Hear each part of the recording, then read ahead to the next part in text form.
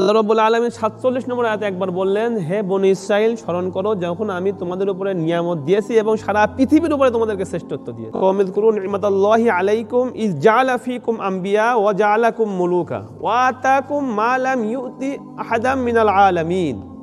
আল্লাহ রাব্বুল আলামিন হযরত মুসা আলাইহিস সালাতু ওয়াস সালামের মাধ্যমে বনী ইসরাইলদেরকে বলে দিয়েছেন, হে আমার কওম তোমরা স্মরণ করো যখন আল্লাহ রব্বুল হযরত মুসা আলাইহিস সালাতু ওয়াস সালাম তার কওমকে বলল, আল্লাহ রব্বুল আলামিনের কথা স্মরণ করো যিনি তোমাদের মধ্য থেকে আম্বিয়া নিয়ে আসছেন, ওয়া জাআলাকুম মুলুকা তোমাদেরকে রাজত্ব দিয়েছেন, ওয়া আতাকুম তোমাদেরকে দিয়েছেন মা লাম ইউতি আহাদাম মিনাল আলামিন তোমাদেরকে ওই ধরনের যিনি দিয়েছেন যা পৃথিবীর কাউকে দেন নাই। আমরা সারা পৃথিবীতে যে দাবি করি আমরাই হলো আল্লাহ রব্বুল আলামিনের মনোনীত, ওয়াস্তাফাকুম ওয়াজিতাবাকুম কুনতুম খায়রা উম্মাতিন উখরিজাত লিন-নাস, যত শ্রেষ্ঠত্ব সিফাত আমাদের উপরে লাগবে আমাদের রিসেন্ট পড়বে এগুলো সব কিছু বনী ইসরাইলের ছিল, আল্লাহ রাব্বুল আলামিনের পক্ষ থেকে ছিল।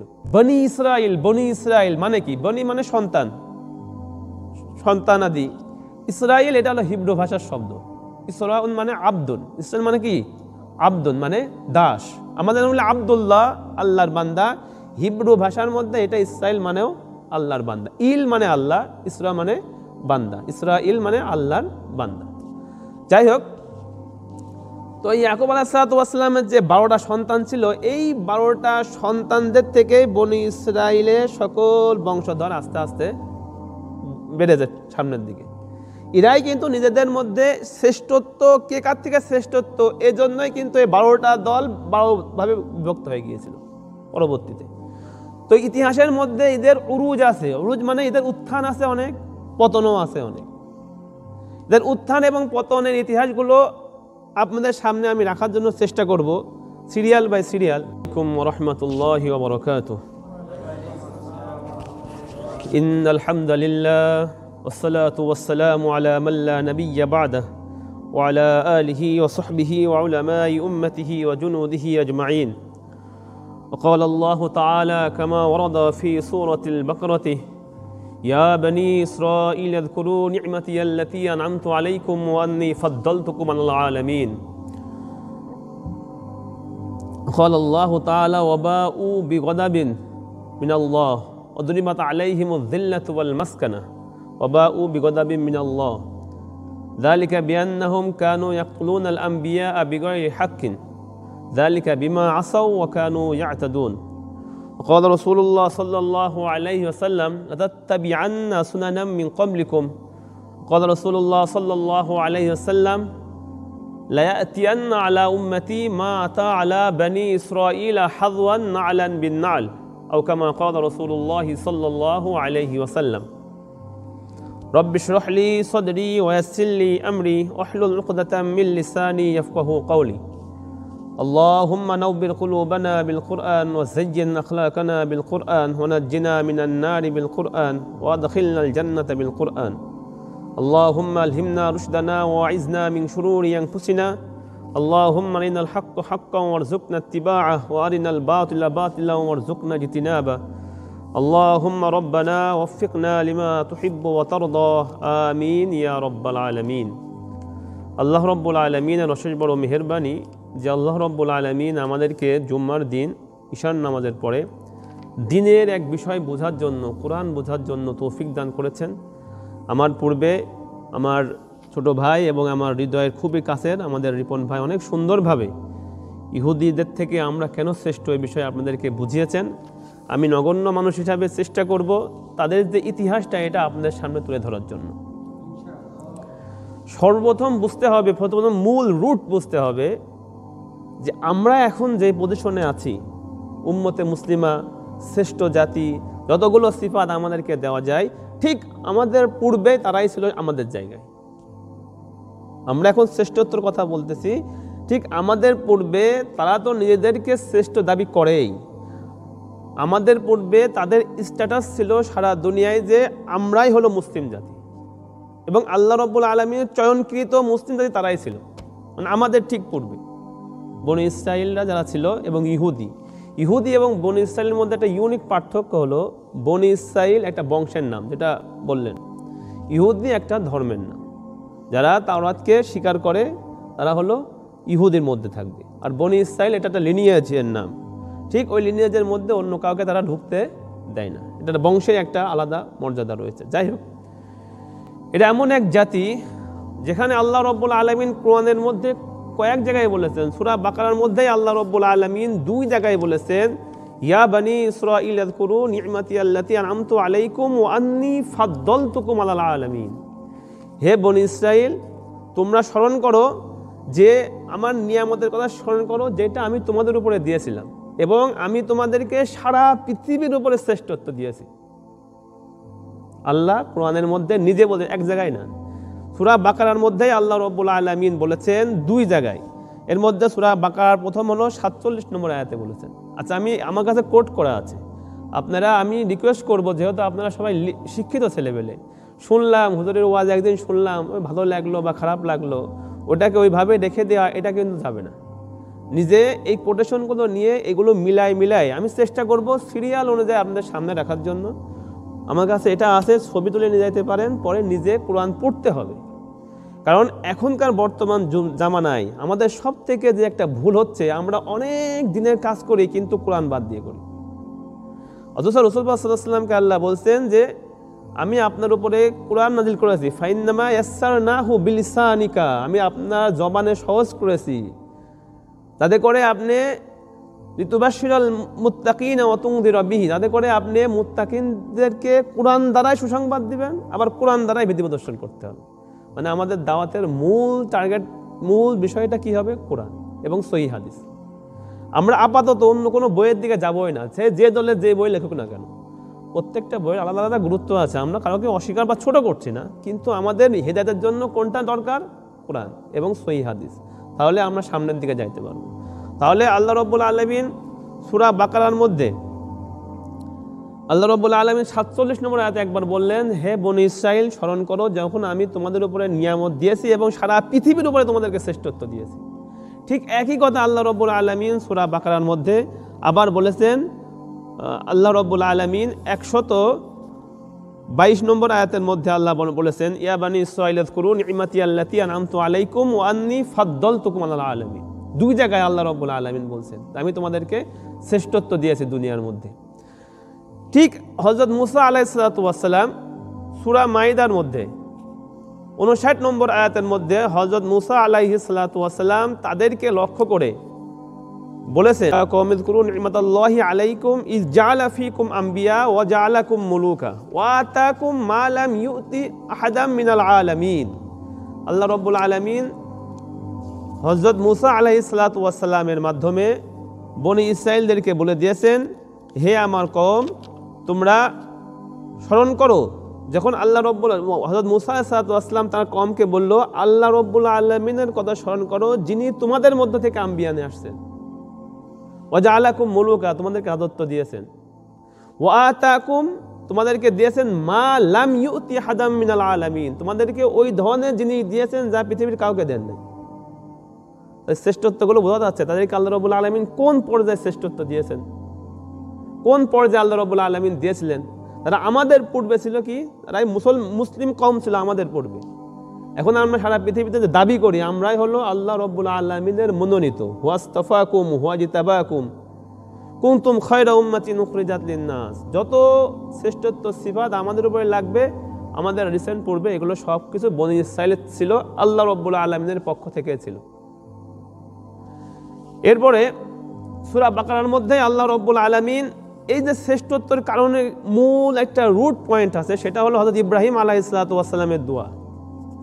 হযরত ইব্রাহিম আলাইহিস সালাতু ওয়াস সালাম যে দোয়া করেছিলেন, আল্লাহ রাব্বুল আলামিন তাকে পরীক্ষা করার পরে 124 নম্বর আয়াত সূরা আল বাকারা, অনেকগুলো কালিমার দ্বারা আল্লাহ রাব্বুল আলামিন ইব্রাহিম আলাইহিস সালাতু ওয়াস সালামকে পরীক্ষা করেন। এর মধ্যে অগ্নির মধ্যে নিক্ষেপ হওয়া একটা পরীক্ষা ছিল, এর মধ্যে তার পরিবারকে ফিলিস্তিন থেকে মক্কায় নিয়ে যাওয়া একটা বড় পরীক্ষা ছিল, ছোট্ট ছেলে আর তার বিবি হাজেরাকে রেখে আসা বড় ধরনের একটা পরীক্ষা ছিল।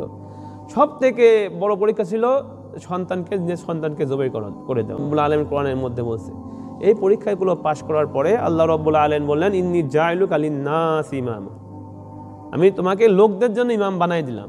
তো ইব্রাহিম আলাইহিস সালাতু ওয়াস সালাম দোয়া করেছিলেন, ক্বালা ওয়া মিন যুররিয়াতি, শুধু আমি না, আমার লিনিয়াজ থেকে, আমার বংশ থেকে এই ইমামতের দায়িত্বটা অর্থাৎ নবুয়তটা আমার বংশের মধ্যে থাকতে হবে। এটা আল্লাহ রাব্বুল আলামিনের কাছে দোয়া করেছিলেন। যেমন হযরত সুলাইমান আলাইহিস সালাম দোয়া করেছিলেন, রব্বি হাবলি মুলকাল লা ইয়ামবাগি লিহাদিম মিন বাদি। হে আল্লাহ, আপনি আমাকে এমন রাজত্ব দিবেন যে রাজত্ব আমার পরে কাউকে দেবেন না। এটা তার নিজস্ব ব্যক্তিগত ব্যাপার, আল্লাহ থেকে চাওয়ার ব্যাপার। আমি এমন একটা রাজত্ব চাই তা আমার পরে আর কাউ হবে না। তো ইব্রাহিম আলাইহিস সালাম বলেছিলেন যে এই ইমামতটা, দুনিয়ার নবুয়তের ইমামতটা, এটা আমার বংশের থেকে দিতে হবে। এজন্য হযরত ইব্রাহিম আলাইহিস সালামের পূর্বে হযরত নূহ আলাইহিস সালামের ফ্লোডের পরে যে লিনিয়াজ চলে আসছিল, এর মধ্যে সাম, হাম, ইয়াফেস 3টা ভাই ছিল। হযরত নূহ আলাইহিস সালাম ছেলে ছিল 3টা। তার মধ্যে সাম নসল থেকে হযরত ইব্রাহিম আলাইহিস সালামের জন্ম হয়েছে। হাম থেকেও নবী আসছে, কিন্তু ইয়াফেস থেকে নবী আসে নাই। তারা ইয়াজুজ মাজুজের বংশধর, ওইটা আলাদা বহস। ইয়াজুজ মাজুজের অনেক গুরুত্বপূর্ণ বহস। আমি রিকোয়েস্ট করবো এরপরে যাতে এই ধরনের কোনো টপিক সামনে আসলে সেই সময় আমরা চেষ্টা করব শেখার জন্য। যাই হোক, সাম নসল থেকে হযরত ইব্রাহিম আলাইহিস সালাম আসছিলেন। আর এর আগে হযরত হুদ আলাইহিস সালাম, সালেহ আলাইহিস সালাম অন্য নবীর থেকে আসছেন ইব্রাহিম আলাইহিস সালামের পূর্বে। তো ইব্রাহিম আলাইহিস সালামের পরে সকল নবী ইব্রাহিম আলাইহিস সালাম থেকেই আসছেন। এটা হলো আল্লাহ রাব্বুল আলামিন তাদেরকে শ্রেষ্ঠত্ব দিয়েছেন। তো আমাদের ভাই বলছেন 2টা ছেলে ছিল তার, ইসমাইল আলাইহিস সালাম বড় ছেলে, ইসহাক আলাইহিস সালাম ছোট ছেলে, তার তুলনায় ছোট ছিল। ইসমাইল আলাইহিস সালামের পক্ষ থেকে শুধুমাত্র ইসমাইল আলাইহিস সালামের পরে হযরত মুহাম্মদ সাল্লাল্লাহু আলাইহি সাল্লামই নবী, আর কেউ নবী মাঝখানে আসে নাই। গ্যাপ, পুরোপুরি গ্যাপ ছিল। তার মধ্যে রেখে গিয়েছিলেন, এখানেই বসবাস করতেন, তার বংশগুলো এখানেই ছিল, ইসমাইলি বংশ। যদিও ইহুদিরা ইসমাইলি বংশকে মানতে চায় না, তারা বলতে চায় যে ইসমাইল হলো দাসীর ছেলে। অ্যাকচুয়ালি আসলে বিষয়টা এরকমই ছিল যে হযরত হাজরা আলাইহিস সালামকে গিফট করেছিল হযরত সারা আলাইহিস সালামকে। পরবর্তী সারা আলাইহিস সালাম তাকে বিবাহ দেন হযরত ইব্রাহিম আলাইহিস সালামের সাথে। যখন দেখেন আমার পেট থেকে আর বাচ্চা হওয়ার সম্ভাবনা নেই, তখন তার সাথে বিবাহ দেন। আসলে তিনি বান্দি ছিলেন না। কিছু কিছু আগে ছিল যে যুদ্ধের সময় কিছু কিছু মানুষ আসলে গোলাম না, কিন্তু যুদ্ধের কারণে গোলামির মধ্যে চলে আসতো। এই ধরনের একজন সম্মানিত ছিলেন আমাদের আম্মা জান হযরত হাজরা আলাইহিস সালাম, যাকে গিফট করা হয়েছিল হযরত সারা আলাইহিস সালামকে। তারপরে তার বিবাহ হয়, তারপরে তিনি এই মক্কায় তাকে রেখে যান। ইতিহাসগুলো তো আপনারা জানেনই। এই গেল একটা লিনিয়াজ গ্যাপ। কিন্তু তারপরে হযরত ইসহাক আলাইহিস সালাম তার ছেলে ইয়াকুব আলাইহিস সালাম। এই ইয়াকুব আলাইহিস সালামের ছিল হলো 4টা বিবি। 4টা বিবির থেকে 12টি সন্তান ছিল। 3টা থেকে ছিল 10টা, ছোট্ট বিবির থেকে ছিল 2টা, হযরত ইউসুফ আলাইহিস সালাম এবং হযরত বনিয়ামিন। এই যে বনি ইসরাইল মানে কি? বনি মানে সন্তান, সন্তানাদি। ইসরাইল এটা হলো হিব্রু ভাষার শব্দ। ইসরাউন মানে আব্দুন, ইসরাইল মানে কি? আব্দুন মানে দাস। আমাদের বলে আব্দুল্লাহ, আল্লাহর বান্দা। হিব্রু ভাষার মধ্যে এটা ইসরাইল মানেও আল্লাহর বান্দা। ইল মানে আল্লাহ, ইসরা মানে বান্দা। ইসরাইল মানে আল্লাহর বান্দা। যাই হোক, তো ইয়াকুব আলাইহিস সালামের যে 12টা সন্তান ছিল, এই 12টা সন্তানদের থেকে বনি ইসরাইলের সকল বংশধর আস্তে আস্তে বেড়ে যায় সামনের দিকে। এরাই কিন্তু নিজেদের মধ্যে শ্রেষ্ঠত্ব, কে কার থেকে শ্রেষ্ঠত্ব, এজন্যই কিন্তু এই 12টা দল 12 ভাবে বিভক্ত হয়ে গিয়েছিল পরবর্তীতে। তো ইতিহাসের মধ্যে এদের উরুজ আছে। উরুজ মানে এদের উত্থান আছে অনেক, পতনও আছে অনেক। এদের উত্থান এবং পতনের ইতিহাসগুলো আপনাদের সামনে আমি রাখার জন্য চেষ্টা করব, সিরিয়াল বাই সিরিয়াল। সেটা হলো এখান থেকে শুরু। হযরত ইয়াকুব আলাইহিস সালামের ছেলে ছিল ইউসুফ আলাইহিস সালাম, আপনারা সবাই জানেন। ইউসুফ আলাইহিস সালামকে তার ভাইরা নিয়ে গিয়েছিল, কুয়ার মধ্যে ফেলেছিল, মিশরে চলে গিয়েছিল, সেখান থেকে বিক্রি হয়েছিল। পরবর্তী ওখানকে আজিজ হয়েছিল। তারপরে দুর্ভিক্ষ দেখা দেয়। দুর্ভিক্ষ দেখা দেওয়ার পরে সবাই সেখানে মানে ফসল নেওয়ার জন্য আসে, ক্রয় করার জন্য। তার মধ্যে সামানার মধ্যে বাটি রেখে দেয়, তার ভাইকে আবার রেখে দেয় চোরের সাব্যস্ত করে একটা দিয়ে ইউসুফ আলাইহিস সালাম একটা কৌশল করেন। তো যাই হোক, এই যে কিনানের মধ্যে এটা ছিল, হযরত ইয়াকুব আলাইহিস সালাম কিনানে বসবাস করতেন। তো কিনান থেকে হযরত ইউসুফ আলাইহিস সালাম তাদের সকলকে মিশরে নিয়ে আসেন। আচ্ছা, মিশর একটা সারা পৃথিবীর মধ্যে একটা সে সময় একটা বড় ধরনের সুপার পাওয়ার। পিরামিড এখনও আছে, এখনও সেই সময়ে সব কিছুই কিন্তু আমাদেরকে বিভিন্নভাবে দেখানো হয়। এই জাদুর যত বিদ্যা, সামিরি, আমরা আগে পেলা দেখতাম না যখন, তখন কি বলতো প্রভু সামরি। এই সামরি কখনকার লোক? এই মিশরের লোক, মুসা আলাইহিস সালামের লোক। সামিরি কোরআনের মধ্যে তার কথা আসছে, ওমা খতবুকা ইয়া সামিরি, তোমার কি বিষয়? যে গোবচ্ছ কথা বললেন ভাই, এই গোবচ্ছকে যে বানাইছিল সামিরি, তাদের মধ্যে অনেক বড় জাদুকর ছিল। সে এত বড় বুজুর্গ ছিল, জিব্রাইল কোন দিক দিয়ে যাইতো সে যা টের পাইতো। এত বড় মানে উপর লেভেলের বুজুর্গ ছিল, কিন্তু আল্লাহ রাব্বুল আলামিনের নাফরমানির কারণে সে পথভ্রষ্ট হয়ে যায়। যাই হোক, ওইটা আমাদের মূল লক্ষ্য না। মূল লক্ষ্য হলো তাদের সকলকেই কেনান থেকে হযরত ইউসুফ আলাইহিস সালাম মিশরে নিয়ে আসেন। তাদের প্রথম উরুজ শুরু হয় কোরআনের মধ্যে। তাদের হিস্টোরির মধ্যে অনেক উত্থান এবং পতন আছে। প্রথম যেটা শুরু হয় সেটা দেখেন আল্লাহ রাব্বুল আলামিন কোরআনের মধ্যে কি বলছেন, ফালাম্মা দখালু আলা ইউসুফা, যখন তার পরিবারের সকল লোক চলে আসলো ইউসুফ আলাইহিস সালামের কাছে দুর্ভিক্ষর পরে। ইউসুফ আলাইহিস সালাম বুঝলেন যে ইউসুফ আলাইহিস সালাম ওখানকার এখন বর্তমানে মিনিস্টার, ফুড মিনিস্টারের দায়িত্বে আছে, তখন সবাই চলে আসলো। আওয়া ইলাহি, তিনি তার নিকটে তাদেরকে কি দিলেন? আশ্রয় দিলেন, আবাওয়াহি তার পিতামাতাকে। এবং তিনি বললেন ক্বালা দুখুলু মিসর, আপনারা মিশরে কি করেন? প্রবেশ করেন, মানে একবারে বাসস্থান, সিটিজেনশিপ নিয়ে নেন এখানকার, একবারে আপনারা চলে আসেন এখানে স্থায়ীভাবে। ইনশাআল্লাহু আমিনিন, আল্লাহ চাইলে আপনারা নিরাপদে মিশরের মধ্যে চলে আসেন। এই যে প্রথম এদের মিশরের ইতিহাস শুরু হয়ে গেল, ইরা চলে আসলো মিশরের মধ্যে হযরত ইউসুফ আলাইহিস সালামের মাধ্যমে। ইউসুফ আলাইহিস সালাম ওখানে প্রথমে মিনিস্টার ছিলেন, পরবর্তীতে আল্লাহ তাআলার মেহেরবানিতে তিনি কিছু কিছু রিয়াতের মধ্যে আছে তিনি বাদশাহ আল্লাহ রাব্বুল আলামিন তাকে দান করেন, নিশ্চয়ই আল্লাহ রাব্বুল আলামিন বলছেন। তো যখন ইউসুফ আলাইহিস সালাম যখন ওখানকার বাদশাহ হন, তখন সারা দেশের মধ্যে সব থেকে ভালো ভালো ল্যান্ডগুলো আগের বাদশাহ তাদেরকে হাদিয়া দিয়েছিল। আগের যে বাদশাহ যেমন মিনিস্টার ছিলেন, তার যে বাদশাহ ছিল, বলছিল আপনারা ভালো বোঝেন সব চাষবাসের কাজ, যেহেতু আপনার দায়িত্বে আছেন, আপনার যত বংশ আছে সকল ভালো ভালো ডেল্টা এলাকা, মানে দুই দিক থেকে নদী চলে গিয়েছে, মাঝখানে সুন্দর জমি, সকল জমিগুলো দেওয়া হয়েছিল এই বংশকে, আপনারা দেখাশোনা করবেন। তাদের স্ট্যাটাস ছিল রাষ্ট্রীয় স্ট্যাটাস ছিল তাদের, কারণ মিশরকে দুর্ভিক্ষ থেকে বাঁচিয়েছিল তারা সিস্টেম করে সুন্দর করে, আলাদা একটা বিষয় ছিল, রাষ্ট্রীয় মর্যাদা ছিল তাদের। আচ্ছা, এখন তো আমরা যারা মৌলবী, তারা তো মানুষকে দুর্ভিক্ষ থেকে বাঁচাইতে হবে, ফসল ফলাইতে হবে, হালাল সিস্টেম দেখাইতে হবে, এটা আমরা দিনী কাজ মনেই করি না। দিনী কাজকে আমরা শুধু মনে করি নামাজ পড়া, অবশ্যই এটা দিনী কাজ, কিন্তু ইউসুফ আলাইহিস সালাম যে মানুষকে কহত থেকে দুর্ভিক্ষ থেকে বাঁচানোর জন্য ফসলের যে সিস্টেম নিয়ে আসলেন, ওইটা আমরা ধরে রাখতে পারি নাই। এখন বর্তমানে সকল সিড সারা পৃথিবীতে ইসরায়েল থেকে নিতে হয়, এবং সিড যারা দেয় খাসি সিড। খাসি সিড কাকে বলে? পরবর্তীতে এর থেকে আর কোনো কি হবে না, ধান আর হবে না, আবার নতুন সিড নিতে হবে। তো এগুলো আবার সামনে আসবে আমাদের। তো এখানে তাদের শুরু হলো প্রথম উরুজ, তারা প্রথম সেখানে ডমিনেট করে, ভালো ভালো জমিগুলো তারা সেখান থেকে পায় এবং ভালো ভালো জমিগুলোকে চাষ করতে থাকে। এরপরে যখন আল্লাহ রাব্বুল আলামিন তাদেরকে সম্মান দিয়েছিলেন, তাদেরকে সকল কিছু করেছিলেন, আল্লাহ রাব্বুল আলামিন সূরা মারিয়ামের মধ্যে বলছেন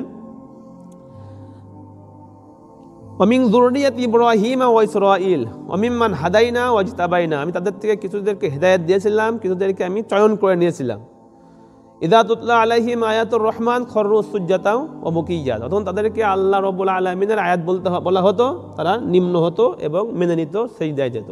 যেন সিজদার আয়াত তারা শুনেছেন, সিজদা দিয়ে নিতে হবে। আচ্ছা, এরপরে আল্লাহ বলছেন তাদের জাওয়াল, মানে তাদের আবার মানে অধঃপতন কোথা থেকে শুরু হয়? পতন শুরু হয়। ফাখালাফা মিন বাদিহিম খালফুন, তাদের বংশ যখন আইয়াসির মধ্যে চলে গেল, বড় বড় জমিন তাদের, বড় ফসল তাদের, মানে metric ton trillion trillion metric ton ফসল তাদের কাছে আছে, তারা হচ্ছে মিশরের সব কিছু শস্য সব কিছু নিয়ন্ত্রণ করে। কিন্তু মিশরের যে আসল আদিবাসী যে কিপ্তি, মানে ফেরাউনের যারা বংশ, এটা তো তাদের হজম হইতো না। ফাখালাফা মিন বাদিহিম খালফুন, কিন্তু তারা অতিরিক্ত বিলাসবহুল জীবন যাপন করতে যে তার পরবর্তী যে জেনারেশন আলো, তারা আদাউস সালাত, নামাজকে ত্যাগ করে দিল। প্রথম জিনিস নামাজকে কি করলো? ত্যাগ করলো। ওয়াত্তাবাউশ শাহওয়াত, এবং খেয়াল খুশির অনুসরণ, মনে যেটা ভাল লাগে সেইটা, আজ এই ভাল লাগছে সেই ভাল লাগছে। বর্তমান আরব বিশ্বে দেখেন না, কত বড় বড় জাহাজ, কত বড় বড় মানে বাড়ি, সোনার টয়লেট, কি যা নাই তাদের কাছে, মানে দুনিয়ার আইয়াসির জন্য কি নাই তাদের কাছে, ঠিক এই লেভেলে হয়েছিল তাদের অবস্থা। ওয়াত্তাবাউশ শাহওয়াত, যখন শাহওয়াতের অনুসরণ করলো, ফাসাউফা ইয়ালকাউনা গাইয়া, তখনই তারা লাঞ্ছনার সাথে সাক্ষাৎ করলো। তাহলে যখন আল্লাহ রাব্বুল আলামিন এইগুলো আমাদেরকে বলছেন কেন? বলছে যখনই দেখা যাচ্ছে মাল সম্পদ চলে আসে তখনই মুসলমানরা কি আইজাসির মধ্যে চলে যায়। আমাদেরকে বলার কারণ কি, কোরআনে মনে রাখতে হবে কোরআনের 1/3 কিন্তু বনি ইসরায়েলের ব্যাপারে বলছেন আল্লাহ। বনি ইসরায়েল, ফেরাউন, 1/3 মানে 30 পারা কোরআনের 10 পারা। কোরআন বুঝতে হইলে, বর্তমান পৃথিবী বুঝতে হইলে প্রত্যেকের লোকের উচিত এইগুলো ডিপলি বোঝা। এবং মুসা এবং ফেরাউন, বনি ইসরায়েল, এগুলো তো আমি মনে করি একজন কোরআনের স্টুডেন্টের উপরে ফরজ এই বিষয়গুলো বোঝার জন্য। শুধু বুঝবে না, বর্তমানের সাথে রিলেট করতে হবে, পাই টু পাই মিলে যাবে সবকিছু। এরপরে আল্লাহ রাব্বুল আলামিন ঝামেলার কারণে তাদের উপরে আস্তে আস্তে আস্তে আস্তে অন্য শক্তিকে চাপাইতে লাগলেন। এটা আল্লাহর সুন্নত। যতদিন পর্যন্ত আল্লাহর কালামকে ধরে রাখবা, আল্লাহ তোমাদেরকে সম্মান করবে। ওমর রাদিয়াল্লাহু তাআলা আনহু বলেছেন না, এই কোরআন হলো এমন কিতাব, হয় এর দ্বারা উপরে উঠবে, এ ধরার দ্বারা মানে এটার আমলের দ্বারা, অথবা এটা ছেড়ে দিলে একবারেতে নিচে চলে যাবে। এখন বর্তমানে কি আমরা কোরআন ধরেছি? সিরিয়াসলি বলি, যারা আমরা ইসলামীর সাথে জড়িত তারাও আমরা কোরআনের সাথে নাই। তারা নিজেদের বইয়ের সাথে আছে, নিজেদের দলের সাথে আছে, প্রত্যেকটা দলের আলাদা আলাদা বইয়ের সাথে আছে। এগুলো সিরিয়াস কথা, অনেকে শুনলে খারাপ লাগতে পারে, কিন্তু বাস্তবতা এরকম। আমরা কোরআন থেকে আস্তে আস্তে কি সরে গিয়েছি। আর যখন সরে গিয়েছি, শয়তান তাদেরকে ধোঁকা দিয়েছে এবং আল্লাহ রাব্বুল আলামিন তাদেরকে লাঞ্ছিত করেছেন। এখন আবার ফিরআউন তাদের উপরে এমন ভাবে চাপাই দিয়েছেন ফিরআউনকে আল্লাহ রাব্বুল আলামিন তাদের গুনাহের কারণে, যে ফিরআউন তাদেরকে এমন আযাব দিত যে আযাব পৃথিবীতে আর মানে এর থেকে নিকৃষ্ট কোনো আযাব পৃথিবীর মধ্যে আর কেউ কাউকে দেয় নাই। আল্লাহ রাব্বুল আলামিন স্বয়ং কোরআনের মধ্যে বলছেন, তো করিয়ে দিচ্ছেন, স্মরণ করো ওই সময়ের কথা যখন তোমরা ছিলা একেবারে লাঞ্ছিত হইতা, একেবারে তোমাদেরকে মানুষই মনে করা হইতো না। মিন আলি ফিরআউনা, আমি তোমাদেরকে ফিরআউনের আর্মি থেকে বাঁচিয়েছি, ফিরআউনের যে শক্তি ছিল সেই শক্তি থেকে আমি বাঁচিয়েছি। ইয়াসুমুনাকুম সুআল আযাব, নিকৃষ্টতম শাস্তি দিত তোমাদেরকে। কারণ কি ছিল? ওই তো ফাকাল্লাহু মিন বাদিম খলফ, নামাজ ছেড়ে দিয়েছিলা এবং শাহওয়াতের অনুসরণ করেছো। এই জন্য এটা আমাদেরকে আজকে দেওয়া হচ্ছে সারা পৃথিবীব্যাপী। আমরাও নামাজ ছেড়ে দিয়েছি, ইসলাম ছেড়ে দিয়েছি, শাহওয়াতের অনুসরণ করি, ক্যারিয়ার নিয়ে ব্যস্ত, বিজনেস কিভাবে ভালো করবো বিজনেস নিয়ে ব্যস্ত। কোথায় একটা মাল্টিন্যাশনাল কোম্পানি বা ইন্টারন্যাশনাল কোম্পানিতে চাকরি হলে তো তার কোনো কথাই নাই। মানে আমরা টাকার পিছে ছুটতে ছুটতে এমন জায়গায় গিয়েছি, আল্লাহ রাব্বুল আলামিন ওই শাস্তিগুলো আমাদের উপরে চাপিয়ে দিয়েছেন, যেটা আমাদের পূর্বে যারা মুসলমান হিসাবে স্ট্যাটাস ছিল তাদের উপরে আল্লাহ দিয়েছিলেন। তাহলে এখানে আবার আল্লাহ রাব্বুল আলামিন ফিরআউনকে চাপিয়ে দিলেন তাদের উপরে। ফিরআউন তাদেরকে এমন নিকৃষ্টতাটা কি ছিল, ইযাবিহুনা আবনাকুম, তারা তোমাদের ছেলেদেরকে নিয়ে যেয়ে কি করতো, হত্যা করে দিত। কারণ কি? পটেনশিয়াল ক্রিমিনাল, এটা বুঝতে হবে। বনি ইসরায়েলের ছেলে মানে কি? Potential, possible criminal. আর এখন অ্যাজ এ মুসলিম মানে কি? Potential terrorist. আচ্ছা, এটা আমার কথা না, এটা ইংরেজদের থিঙ্ক ট্যাঙ্কের কথা, যারা ইংরেজদের বুদ্ধিজীবী তাদের কথা। এর অনেক আগে 1900 শতকের মধ্যে ইংল্যান্ডের একজন বলেছিল, সিনেটর, যে যতদিন পর্যন্ত কোরআন এই পৃথিবীতে আছে, এই পৃথিবীতে শান্তি হবে না। কারণ কোরআন মানুষকে অন্যায়ের বিরুদ্ধে প্রতিবাদ করতে শেখাবে।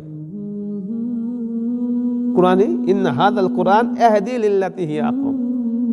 কিন্তু আমরা কোরআন ছেড়ে বিভিন্ন দলের বই নিয়ে ব্যস্ত, কোরআন নিয়ে অতটা ব্যস্ত, কোরআন থেকে ওই আয়াতগুলোই নিই যেগুলো আমাদের সাথে যায়, যেগুলো আমরা দলিল দিতে পারি, এই দেখো আমাদের মতো কথা কোরআনে আছে, এই দেখো এই কোরআনে আছে। কিন্তু মূল কোরআন নিয়ে আমাদের অত টেনশন নাই, প্রত্যেকটা বিষয় নিয়ে আমাদের টেনশন নাই। যেগুলো আমাদের বিরুদ্ধে যায় ওইগুলো আমরা যেমন তেমন ব্যাখ্যা করে চলে যাই। এটা হলো আমাদের মূল ব্যাপার হয়েছে। তো ছেলেদেরকে হত্যা করতো, পটেনশিয়াল ক্রিমিনাল, লক্ষ লক্ষ ছেলে হত্যা করেছে। অনেক রেয়াতের মধ্যে অনেকভাবে আসছে। সন্তান হওয়া মাত্রই তাদের চেক করানো লাগতো ফিরআউনের আর্মির দ্বারা, পুলিশ দ্বারা। প্রত্যেক বাড়িতে বাড়িতে চেকিং হইতো। প্রেগনেন্সির মধ্যে আসলে, আগে হয়তো এই টেকনোলজি আসে নাই যে আগে তারা দেখে ফেলবে সোনার মাধ্যমে যে মাইক্রোস্কোপ দিয়ে ছেলে না মেয়ে, হয়তো এই টেকনোলজি ছিল না। সন্তান হলেই তারা বাউন্ড ছিল যে তোমাকে চেক করাইতে হবে আগে পুলিশের কাছে, যে যদি ছেলে হয়তো মেয়ে দিত, মেয়ে হলে রেখে দিত। কারণ কি? আইয়াসির জন্য প্রয়োজন হবে। মেয়েদের তো আমাদের কোনো সমস্যা নাই। ও যে সারা পৃথিবী যে মহিলাদেরকে তুলতে হচ্ছে, কেন তুলতে হচ্ছে? কারণ এদের দিয়ে আমাদের কোনো থ্রেট হবে না ওই ধরনের। কিন্তু মুসলিম ছেলে যদি একটু ডমিনেট করে, তাকে তো সে যদি কোরআনের সাথে সম্পৃক্ত থাকে, কোরআন তো তাকে থাকতে দেবে না।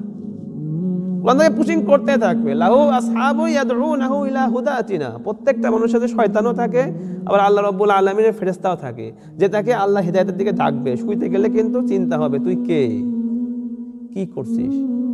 সাধারণত যারা বিদেশে থাকে, ওই ধরনের কালচারে থাকে, তারা প্রথম বয়সে যখন কম থাকে মানুষের 20 থেকে নিয়ে 35-40, তখন শরীরের গরম এক ধরনের, মানসিকতা এক ধরনের, এই করব সেই করব, এখানে ডেটিং, ওখানে হুইস্কি, এখানে এই।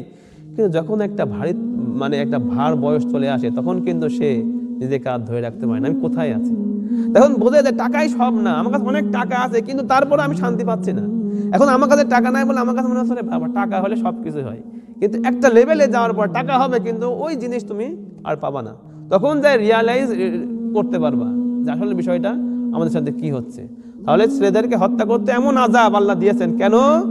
আল্লাহ রাব্বুল আলামিনের নামাজ ছাড়ার কারণে, কোরআন ছাড়ার কারণে, যেটা আজকে আমরা করতেছি সকল মুসলমান। সিমিলারিটি আছে আমাদের মধ্যে, তাদের মধ্যে। ভালো কথা।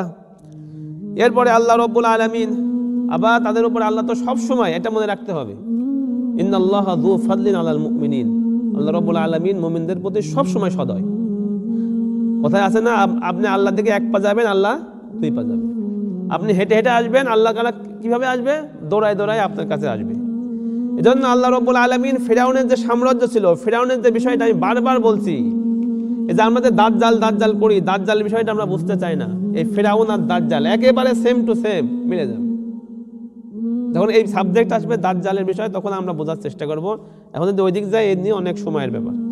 আচ্ছা, যাই হোক, আল্লাহ বলছেন এই যে আযাবের পরে, অনুরিদু আন্না মুন্না আলাল্লাযীনা ইসতুদঈফু ফিল আরদ, আমি চিন্তা করলাম, আল্লাহ বলছেন আমি ইচ্ছা করলাম যে আমি অনুগ্রহ করব তাদের উপরে, আলাল্লাযীনা ইসতুদঈফু ফিল আরদ, যারা জমিনের মধ্যে দুর্বল, জমিনের মধ্যে যারা দুর্বল। আচ্ছা, এটা আসে কখন?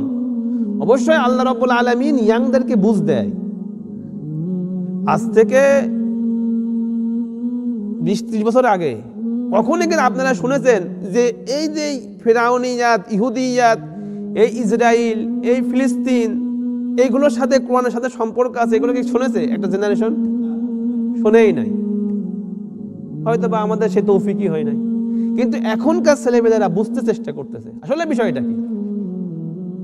আসলে কি এইভাবে কি আমরা চলবো নাকি সারা জীবন? আমরা কি এইভাবে যখন ওদের ইচ্ছা হবে তখন একটা কান্ট্রিকে দই দিয়ে মারতে থাকবে? ইরাকে মারলো, সিরিয়ায় মারলো, এখন ফিলিস্তিনের জমিন দখল করে নিচ্ছে। কদিন পর হাতে ইন্ডিয়া আমাদেরকে বলবো তোরা সর, আমরা সব জমিন দখল করব, নিচে যত মাদানিয়াত আছে, যত খনিজ আছে আমরা নেব।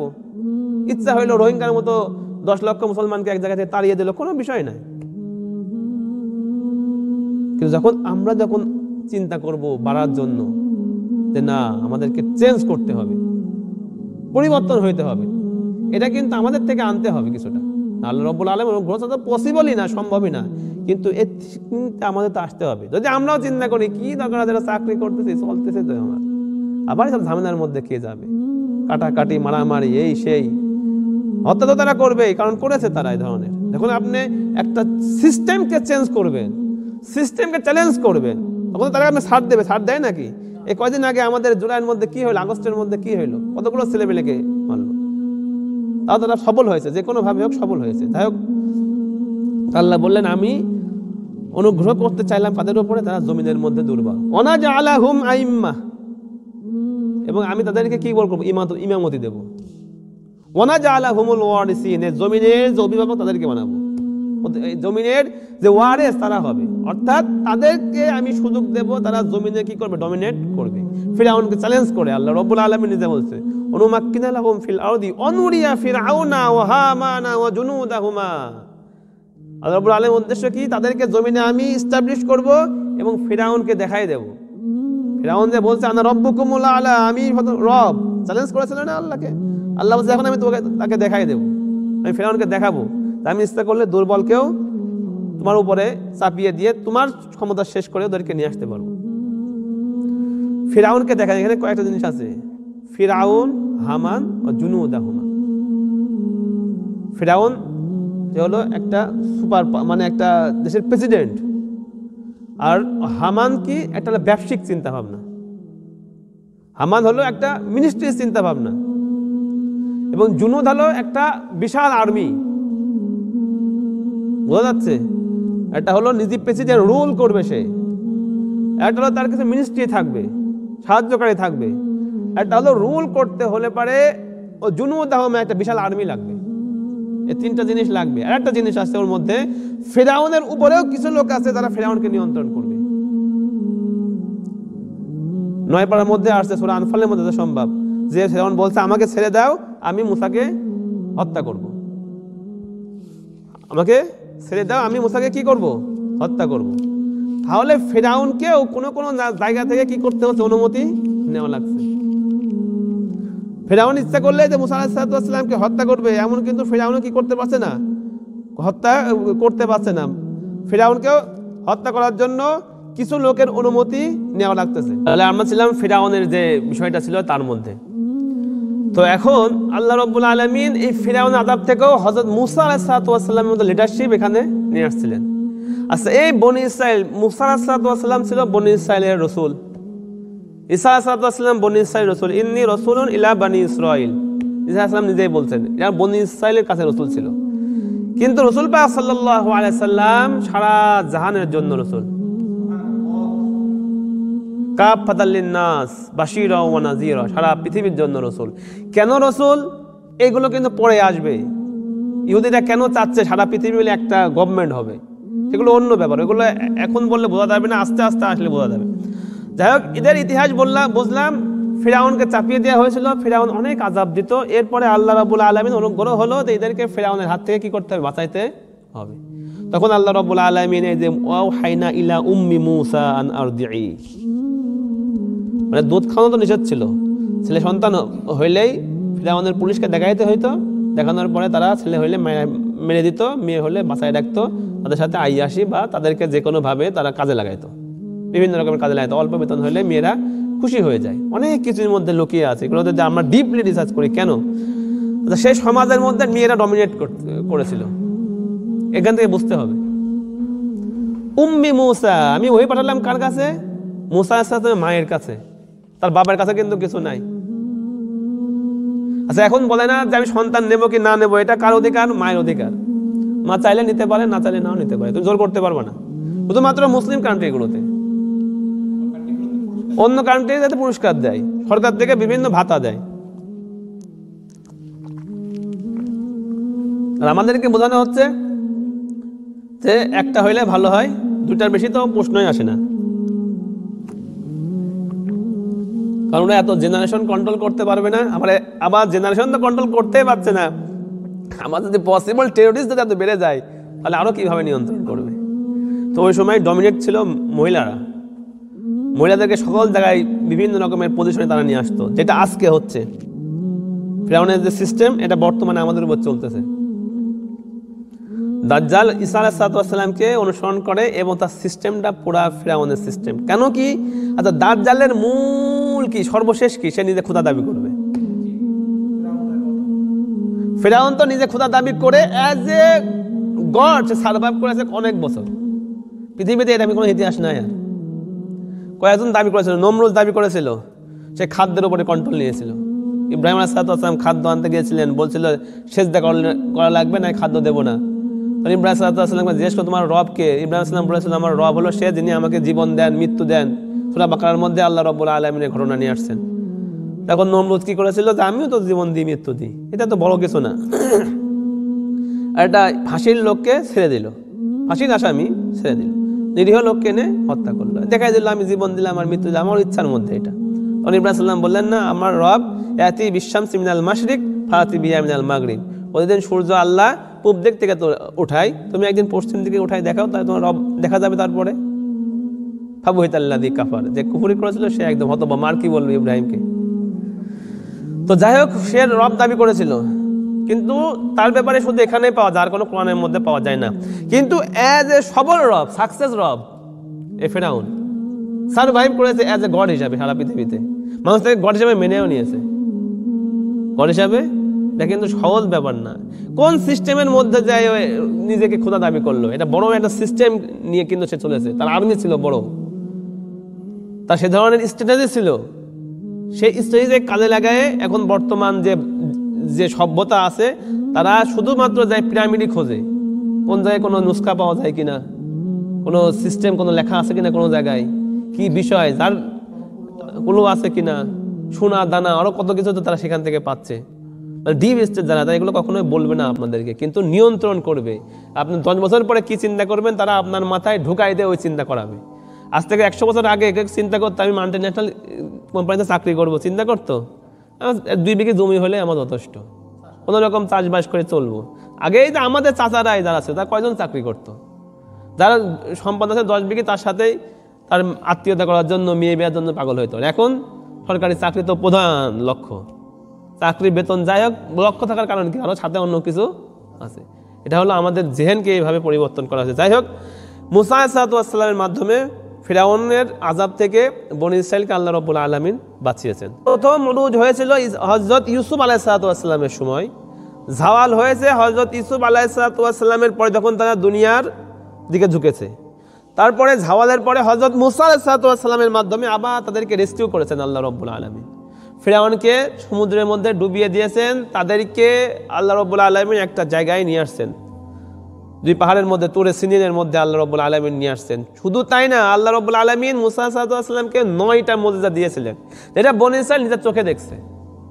তারপরেও কিন্তু তারা মানতে চায় নাই, বলল না সামি'না ওয়া আসাইনা। আর আমরা সামি'না ওয়া আতা'না, যাই হোক সামি'না ওয়া আতা'না রাসূলের শিক্ষা। পরবর্তী যাই হোক, এই আয়াতে যে সামি'না ওয়া আতা'নার মূল ব্যাখ্যাটা কি, মূল ব্যাখ্যা হলো ওয়াইন তুবদু মা ফি আনফুসিকুম আও তুখফুহু ইউহাসিবকুম বিহিল্লাহ। মানে মূল যে বিষয়, যে তুমি মনের মধ্যে যদি খারাপ কোনো চিন্তা করো তাও আল্লাহ হিসাব নেবে। সাহাবারা সবাই পেরেশান, মনের মধ্যে তো কত কিছুই হয়। ইয়াংদের মনের মধ্যে বিভিন্ন মহিলার কথা আসে, কেউ আমাকে মারলে তাকে মারি ফেলবো, কাটি ফেলবো, মনের মধ্যে বিভিন্ন ক্ষোভ আসে না, এটার জন্য হিসাব দেয়, আমার তো হিসাব করতে পারবো না। সাহাবাদের মধ্যে একটা অন্য ভাব। তো রাসূল বলেন আগে বলো সামি'না ওয়া আতা'না, আগে কথা বলো, পরবর্তীতে অন্য কথা বলো। ইহুদিদের মধ্যে বলো না সামি'না ওয়া আসাইনা, সম্ভব কি সম্ভব না সেটা পরে বোঝা যাবে, আগে কি বলতে হবে সামি'না ওয়া আতা'না, বাস আমরা শুনেছি মেনে নিয়েছি। এরপরে আল্লাহ রাব্বুল আলামিন এই আয়াতের ব্যাখ্যায় আবার আল্লাহ রাব্বুল আলামিন ছাড় দিয়ে দিয়েছেন, ফাত্তাকুল্লাহ মাস্তাতা'তুম, তোমাদের সম্ভব অনুযায়ী আল্লাহকে ভয় করো। আমরা তো মানুষ, আমাদের মধ্যে সব কিছু আছে, শাহওয়াত আছে, আমরা তো ওই লেভেলে ভয় করতে পারি না, বিভিন্ন খেয়াল চলে আসে, বিভিন্ন শয়তান ধোঁকা দেয়। তো ফাত্তাকুল্লাহ মাস্তাতা'তুম এর ব্যাখ্যার মধ্যে আবার আল্লাহ রাব্বুল আলামিন পরবর্তীতে এটা নাজিল করে জিনিসটাকে লাইট করে দিয়েছেন মুমিনদের জন্য। কেন? সামি'না ওয়া আতা'না বলার জন্য। সামি'না ওয়া আসাইনা বললে ইহুদিদের কাতারে আমরা চলে যেতাম, যেটা কোন ধরনের কথা, এটা সম্ভবই না। আল্লাহ এরকম হুকুম দেয় কিভাবে? যেটা বনী ইসরাইলের টোন ছিল, যেটা সামনে আসবে। আচ্ছা, আল্লাহ রাব্বুল আলামিন 9টা মুজিজা দিয়েছিলেন মুসা আলাইহিস সালামকে, তাদেরকে এমন এক জায়গায় নিয়ে আসছেন সেখানে শস্য হয় না, খাদ্য নাই, আসমান থেকে খাদ্য দিয়েছেন আল্লাহ রাব্বুল আলামিন, মান্না ওয়া সালওয়া। সবাই আমরা জানি সকাল সন্ধ্যা তাদের কাছে খাবার আসতো, পাখি আসতো, কোয়েল পাখি অনেকেই বলে, আবার সাদা ধরনের এক ধরনের জান্নাতি খাবার আসতো তাদের কাছে। চিন্তা করা যায় এমন কম, আল্লাহ রাব্বুল আলামিন এমন লাড়া কম, মানে একভাবে এক ছেলে হলে যেমন হয় সেই রকম টাইপের আর কি। তারা এটাও বলে নাহনু আবনাউল্লাহি ওয়া হিব্বাহু, আমরা আল্লাহ তাআলার ছেলে এবং তার কাছে অনেক পছন্দনীয়, এইভাবে কোট করে। আল্লাহ তোমাদের কোরআনেই আছে এটা, ওয়াইন্নী ফাদ্দালতুকুম আলাল আলামিন, সারা পৃথিবীর মধ্যে শ্রেষ্ঠই আমরা। মানে বংশীয় যে একটা ভাবনা রুজ, এটা দেখবা সবার মধ্যেই কিন্তু আছে। গ্রামের মধ্যে দেখলে বোঝা যায় কথাবার্তার ভাবই আলাদা, কিন্তু এটা সারা পৃথিবীর উপরে ডমিনেট এরা করে। ওদের কাছে শুধু ওরাই মানুষ, অন্য সবাই জানোয়ার। মানে আসলে জানোয়ার, কিন্তু মানুষের খালের মধ্যে এদেরকে দেওয়া হয়েছে। কথা কি বোঝা যাচ্ছে? আসলে কি জানোয়ার। আল্লাহ মেহেরবানি করে মানুষের বডির মধ্যে জান দিয়ে দিয়েছে। এখন এদেরকে যেভাবে হোক তোমরা কি করবে, এদের থেকে কাজ নিতে হবে। হ্যাঁ, এদেরকে জানোয়ার ঘোড়া দিয়ে তুমি কোনো কাজ নাও, গরুর চোখ বাইরে সারাদিন তেলের ঘানি ভাঙাচ্ছ, তেল পড়তেছে, তেল নিচ্ছ তুমি, ঘি নিচ্ছ তুমি, সব কিছু নিচ্ছ, গরুকে তো কালকেও কাজ করাইতে হবে, তো কিছু ভুসি তো তাকেও খাওয়াইতে হবে, কিছু ভুসি কিছু পানি তো তাকেও খাওয়ানোর দরকার। ঠিক ওই ভুসি আর পানি আমাদেরকে খাওয়ায়। আর ক্রিমটা কারা খায়? এই ইহুদিরা খায় এখন বর্তমান সারা পৃথিবীতে, যে ডিপলি রিসার্চ করা যায়। হ্যাঁ, এই ভুসি পানির মধ্যে হয়তো এখন সিটি গ্রোথ থাকতে পারে, কারোর বেতন থাকতে পারে 5 লাখ, কারোর 2 লাখ, কারোর 1 লাখ, তাদের 5 লাখ, তারা একটু ভুসি পানির সাথে সিটি গ্রোথ পাচ্ছে, বিভিন্ন বিদেশে ফ্ল্যাট পাচ্ছে, দুবাই ফ্ল্যাট পাচ্ছে, আমেরিকায় পাচ্ছে। কিন্তু আমরা আলটিমেটলি তাদের কাছে আছে গোয়েমস, মানে মানে আসলে জানোয়ার, কিন্তু মানুষের শেকল নিয়ে আমরা রয়েছে তাদের কাছে। লাইসা আলাইনা ফিলুম মিনা সাবিল, তারা বলে এদের আমরা যাই করি, এদের এই ব্যাপারে আমাদেরকে কোনো হিসাব হবে না। ওরা কি ইহুদি নাকি? ওরা তো মুসলমান, এটা কি? মানে ওদের থিঙ্কিংটা এরকম। যাই হোক, আল্লাহ রব্বুল আলামিন তাদেরকে মান্ন সালওয়া বন্ধ খাওয়াইছেন। খাওয়ানোর পর তারা নিজেরাই বলছে, লান নাসবিরু আলা তাআমিন ওয়াহিদিন, আমরা এক খাবারের উপর কতদিন থাকবো? মুসা আলাইহিস সালাম বলছে। এটা কোনো কথা হলো? কয়দিন খাই এক খাবার? স্বাদেরও তো একটা ব্যাপার আছে। অথচ আল্লাহ রব্বুল আলামিন তাদেরকে জান্নাত থেকে খাবার পাঠাইছেন, জান্নাতের খাবারও তারা খাইতে রাজি হয় নাই। তারা মুসা আলাইহিস সালামকে বলছেন যে এক খাবার আমরা বেশি দিন খাবো না। আচ্ছা, এই প্রত্যেকটা আয়াত আমি দেখাই এই জন্য পড়ছি যাতে করে আপনারা পরে এগুলো পড়তে পারেন। ইচ্ছা করলে আল্লাহ রব্বুল আলামিন কোরআন হেফজের তৌফিক দিয়েছিলেন, কিন্তু তারপর আমি চাচ্ছি যে কোরআনের সাথে আপনাদের একটা কি হোক, সম্পর্ক চলে আসুক। লান নাসবিরু আলা তাআমিন ওয়াহিদিন ফাদউ লানা রাব্বাকা ইউখরিজ লানা মিম্মা তুমবিতুল আরদ। আল্লাহর কাছে দোয়া করো জমিন আল্লাহ দিক, জমিন থেকে যা বের হয়, এই পেঁয়াজ রসুন, এই পালং শাক, এইসব যা আছে শস্য মস্য, এটা আমরা কাজকর্ম করে হাল চালায় খাবো না। এখন আর এটা আর খাওয়া যায় না, এই মান্য চালু আর খাওয়া যাচ্ছে না, একদম বেসাদ হয়ে গেছে। আমরা জান্নাতি খাবার দিয়েছে আল্লাহ, তাকে বেসাদ হয়ে গেছে। চিন্তা করা যায় কোন মানে টাইপসের লোকেরা। তো আল্লাহ রাব্বুল আলামিন ধমকের সঙ্গে তারা বলছে, তাস্তাবদিলুনাল্লাযী হুয়া আদনা বিল্লাযী হুয়া খায়র, তোমরা কি পরিবর্তন করে দিলা একদম নিম্ন জিনিসকে উত্তমের দ্বারা, মানে উত্তমকে ছেড়ে দিলা আর নিম্ন জিনিসটা তোমরা নিতে যাচ্ছ। আল্লাহ জান্নাতের রিজিক দিয়েছে, তোমাদের ভালো লাগে না। এখন আচ্ছা, জমিনে ফসল তো খাবে না, জমিন তো লাগবে। জমিন কোথায়? এই ফিলিস্তিনে যা অ্যাটাক করো, ওখানেও অত্যাচার কম আছে, ওই জমিন তোমাদেরকে দেবো। জারখেজ জমিন, অনেক উর্বর জমিন, ওখানে যাও, যাই যুদ্ধ করতে হবে তোমাদের জমিন পাইতে হলে। আল্লাহ রাব্বুল আলামিনের শর্ত জুড়িয়ে দেবেন, হ্যাঁ জমিন তোমরা পাবা, কিন্তু কি করতে হবে? তোমাদের ফাইট করতে হবে, ফাইট করে তোমাদের জমিন নিতে হবে। তাছাড়া চাইলা আর জমিন পাই গেলা, এ ধরনের কিন্তু তোমাদের আল্লাহ রাব্বুল আলামিন জমিন দেবে না। অবশ্যই তোমরা জমিন পাইতে হলে সেখানে যে কওম আছে তার সাথে যুদ্ধ করার পরে তোমরা সেখানে জমিন পাবা। আল্লাহ সেটা এখানে বলছেন, ইয়া কওমি খুযুল আরদাল মুকাদ্দাসাতাল্লাতী কাতাবাল্লাহু লাকুম। এই যে জমিন যে তারা চাইছিল, বলল হে কওম, সূরা মাইদার মধ্যে আল্লাহ রাব্বুল আলামিন তাদেরকে বলছেন, আরদাল মুকাদ্দাসাতাল্লাতী কাতাবাল্লাহু লাকুম, যেটা তোমাদের নামে লিখে দিয়েছে আল্লাহ, তাই তোমরা যাবা, তোমাদের দেখে তারা এমনি ছেড়ে দেবে। মানে সেখানে যে কওম রয়েছে, তোমরা যাওয়া মাত্র তারা কি ছেড়ে চলে যাবে। কারণ কি? তাদের তো প্রত্যেকটা কওমের তো একটা ইন্টেলিজেন্ট ব্রাঞ্চ থাকে, সবাই তো সবার খোঁজ নেয়। সবসময় তো সিস্টেমটা হয়তো বেশি আপডেট বা কম আপডেট, কিন্তু সিস্টেম তো সবাই আছেই। তারা জানে, ওরে বাপরে বাপ, এখানে যে কওম আসছে ফেরাউনকে হারায় আসছে, ওরে বাপ, ফেরাউন তো সেই সময় সুপার পাওয়ার, ফেরাউনকে তারা পানিতে নাকানি সুপানি খাওয়ায় আসে, তারা যদি আমাদের উপরে আসে আমরা তো শেষ, আর হাতে ছেড়ে দেবে। কিন্তু এদের মধ্যে তারা ওলা তারতাদ্দু আলা আদবারিকুম, তোমরা তোমাদের পিছনে ফিরে যেও না, ফাতানকালিবু খাসিরিন, তাই তোমরা কি হয়ে যাবা? ক্ষতিগ্রস্ত হয়ে যাবা। তারা কি বলে দেখেন, তারা আবার ভয় পাচ্ছে, কারণ তাদের যুদ্ধ করে তারা সেটা করে নাই। এটা আল্লাহ তাআলার মুজিজা ছিল, ফিরআউনকে ডুবিয়ে দিয়েছে, তারা পলায়ে বাঁচার মতো বাঁচছিল। কিন্তু এই কওমের কাছে তো এই নিউজ নাই। কওমের কাছে নিউজ আছে কি, ফিরআউনের মতো পরাশক্তি তাদের কাছে হেরে গিয়েছে, আমরা তো টিকবই না। কিন্তু এদের মধ্যে আলাদা ভয়, কারণ কি, এরা গোলামির মধ্যে ছিল অনেক দিন। যখন আপনি ছোটবেলা থেকে এই যে আমরা যখন বর্তমানে আমাদেরকে এডুকেশন সিস্টেম দিয়ে গোলামি, চাকরির লোভ দেখায় গোলামি, এই গোলামি সিস্টেম আমাদের মধ্যে আছে, যার কারণে এইগুলো ছেড়ে আমরা অন্য কিছু করার চিন্তা ভাবনায় করতে পারছি না। কারণ আমি, আমার বাবা, আমার দাদা একটা সিস্টেমের মধ্যে দিয়ে চলে আসছি, যে সিস্টেমটাই আমাদেরকে এই কাজগুলো করাতে বাধ্য করছে। ছোটোবেলা থেকে পড়া, এই পড়ার মাধ্যমে কেরিয়ার দেখতেছি, যারা পড়তেছে, ভালো পড়াশোনা করছে, তারা বিভিন্ন ইউনিভার্সিটিতে চাকরি করে, বিদেশে যায়, টাকা পয়সা আছে, এই সেই বিভিন্ন চিন্তা ভাবনা। তো ব্রিটিশরা এই কাজটা খুব ভালো করে প্ল্যান ওয়াইজ করে দিয়েছে আমাদের মধ্যে। অন্য কম তো একেবারে ধূলিসাৎ করে দিয়েছে মেরে, মানে একটা আছে আপনি মারা শুরু করলেন, মেরে একদম শেষ করে দিলেন এই জাতিকে। জাতি আবার সব তো মারা সম্ভব না, আবার কদিন পর আস্তে আস্তে ওরাও আবার পাল্টা আক্রমণ করে।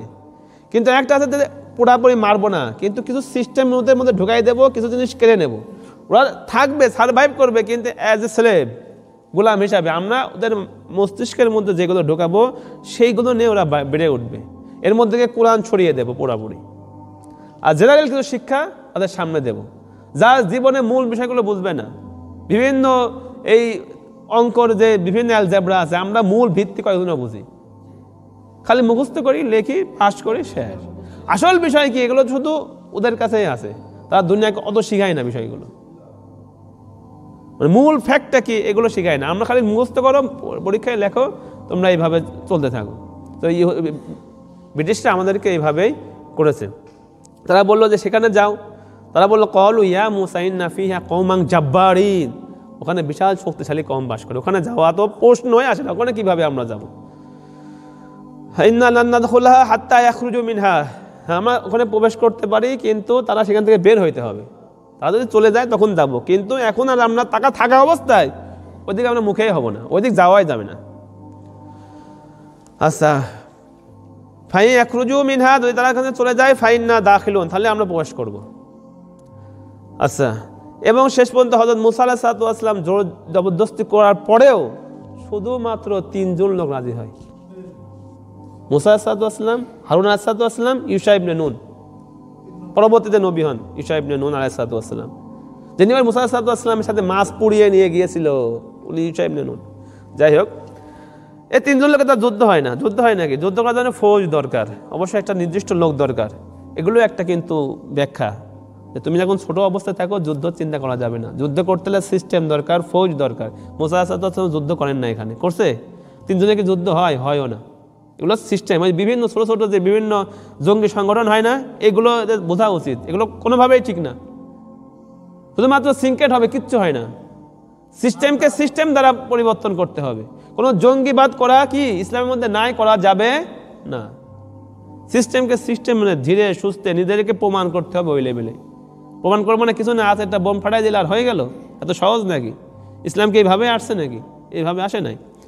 তারা বললেন না লান নাদখুলাহা মাযা ফাযহাব আনতা রাব্বুকা। দেখো কথার টোনটা কি, আমরা যাইতে পারবো না, ভালো লাগলে তুমি আর তোমার রব যাও।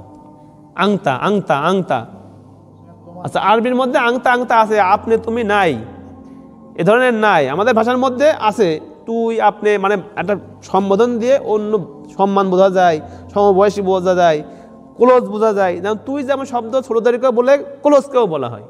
তুমি একটা ভদ্রতার কথা, কিন্তু আপনি একটা সম্মানের কথা। কিন্তু আরবির মধ্যে আংতাই বেশি বলে, এখানে আংতা আংতা, তুই তুই তুই যা তুই যা, এই টাইপের কথাবার্তা। এত ভালো লাগলে যা এখান থেকে, আমরা যাইতে পারবো না। কিন্তু আল্লাহ কোরআনে রাসূলুল্লাহ সাল্লাল্লাহু আলাইহি ওয়াসাল্লাম কখনো আংতাই বলেন নাই। ইয়া আইয়ুহাল মুযাম্মিল, চাদর কম্বল পরিহিত ব্যক্তি, ইয়া আইয়ুহাল মুদ্দাসসির, তাহা, ডাকের মধ্যে সম্মান দিয়েছে। রসুল নাম ধরে বলেন নাই, ইয়া মুহাম্মদ কখনো বলেন নাই। মুসা মুসা অনেক সময় আল্লাহ বলছেন, কিন্তু এটা রাসূলুল্লাহ সাল্লাল্লাহু আলাইহি ওয়াসাল্লামের সম্মান। যাই হোক, তারা বললো কি ফাযহাব আনতা রাব্বুকা ফাকাতিলা ইন্না হাহুনা কা'আদ, তোমরা যুদ্ধ করো, আমরাই বসলাম। হ্যাঁ, যুদ্ধ করার পর জেতার পরে আমরা আবার মুক্তিযুদ্ধ সাজার জন্য আসবো। এখন বসলাম, যখন যুদ্ধ হয়ে যাবে, যখন ডমিনেট করবো, তখন আমরা মুক্তিযুদ্ধ সাজার জন্য আসবো আমরা। এ ধরনের অবস্থা ছিল এই কওমের। আল্লাহ রাব্বুল আলামিন আমাদেরকে হেফাজত করুক। কিন্তু আজকে জুম্মার সময় বললাম না, পদযুদ্ধের সময় কিন্তু আল্লাহ রাব্বুল আলামিন সাহাবাদের যে শ্রেষ্ঠত্বের কথা আমাদের জীবন ভাই বললেন।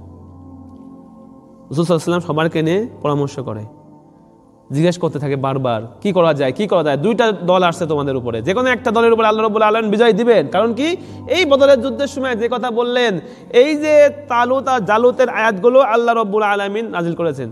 কামিং ফিয়াতিন কলিলাতিন গলাবাত ফিয়াতান কাসীরাতান বিইজনিল্লাহ, আমি অনেক ছোট দলকে অনেক বড় দলের উপরে বিজয় দিয়েছি। রাসূল সাল্লাল্লাহু আলাইহি ওয়াসাল্লাম বুঝতে পারলেন আমাদের বিজয় আছে, কিন্তু ওহদে স্বপ্ন দেখেছিলেন আমার তরবারির ধার মরে যাচ্ছে, এই জন্য রাসূল সাল্লাল্লাহু আলাইহি ওয়াসাল্লামের চিন্তা ভাবনা স্ট্র্যাটেজি অন্য ছিল। যাই হোক, বদরে যখন যুদ্ধ করবেন তখন কিন্তু পরামর্শ দিচ্ছিলেন। তখন খজরজের যে নেতা, মদিনার মধ্যে খজরজ সব থেকে বড় বংশ ছিল, আউস তুলনামূলক ছোট ছিল, খজরজ সব থেকে বড় ছিল। খজরজের নেতা সাদ ইবনে উবাদা বললেন, যদি আপনি আমাদেরকে সমুদ্রের মধ্যেও আপনার শহরে নিয়ে যান, আমরা জিজ্ঞেস করবো না, আপনার পিছনে সমুদ্রে চলে যাব। যদি এখান থেকে অনেক দূরে আমাদেরকে নিয়ে যান, আমরা একবারও জিজ্ঞাসা করবো না, আপনার উপরে ঈমান এনেছি, আপনি যা বলবেন আমাদের জান মাল সবকিছু আপনার জন্য হাজির। এই হলো আমাদের শ্রেষ্ঠত্ব। আরো কিছু আয়াত আছে আল্লাহ রাব্বুল আলামিন আমাদের শ্রেষ্ঠ, যেহেতু ওইটাই বললাম, যখন আমরা ওই সময় যাব তখন আস্তে আস্তে পাই টু পাই আমার যতটুকু আল্লাহ রাব্বুল আলামিন দিয়েছেন ততটুকু হিসাবে আমি চেষ্টা করব। যাই হোক, যে এখানে আল্লাহ রাব্বুল আলামিন তাদেরকে যুদ্ধ করার জন্য বলছিলেন, তারা যুদ্ধ করে নাই। এজন্য আল্লাহ রাব্বুল আলামিন ও হারামুন আলাইহিম ফাইন ক্বালা ইন্নাহা মুহাররামাতুন আলাইহিম 40 সানা, তাদের উপরে আমি 40 বছর হারাম করে দিলাম, এখানে তারা থাকা লাগবে। সারাদিন ঘুরবে, সকালে দেখবে ওখানে ওখান।